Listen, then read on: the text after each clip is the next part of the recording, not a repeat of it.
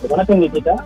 திருவள்ளூர் மாவட்டம் திருத்தணி நகராட்சிக்குட்பட்ட ரயில் நிலையம் செல்லும் சாலையில் 2 தினங்களுக்கு முன்பு அந்த வழியாக மோட்டார் சைக்கிளில் வேகமாக வந்ததாக கூறப்படும் இளைஞர்கள் பலூன் வியாபாரம் செய்து வந்த லதா என்ற பெண் மீது மோதியுள்ளனர். அப்போது வழியாக சென்ற ஹரிநாத் என்ற அதே பகுதியை சேர்ந்த நபர் படுகாயம் அடைந்த லதாவை பொதுமக்கள் விடுதியுடன் மீட்டு அரசு மருத்துவமனைக்கு அனுப்பி வைத்துள்ளார்.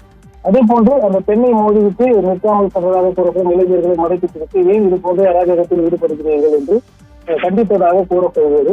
இதனால் ஆச்சரியமடைந்த அந்த 4 பேரும் ஹரிநாத்தை சாலையில் வைத்து பொதுமக்கள் முன்னிலையில் தரமுறையாக தாக்கியுள்ளனர். மேலும் கட்டை மற்றும் கையில் கிடைக்கும் பொருட்களை கொண்டு கொலைவெறி தாக்குதல் நடத்தி மிரட்டியதாக கூறப்படுகிறது. பின்னர் 4 பேரும் இருசக்கர வாகனத்தில் அங்கிருந்து தப்பிச் சென்றனர். இந்த சம்பவத்தை பெண் ஒருவர் செல்போனில் பதிவு செய்து வீடியோ காட்சிகளாக சமூக வலைதளங்களில் வெளியான நிலையில் தற்போது அதன் தாக்குதல் தொடர்பான சிசிடிவி காட்சிகள் வெளியாகியுள்ளது. இந்த சம்பவம் தொடர்பாக ஹரிநாத் அளித்த புகாரின் பேரில் திருத்தணி போலீசார் வழக்கு பதிவு செய்து பாலச்சந்தர், ஜெயசூர்யா, விஜயகுமார் மற்றும் 17 வயது சிறுவன் உள்ளிட்ட 4 பேரை கைது செய்துள்ளனர்.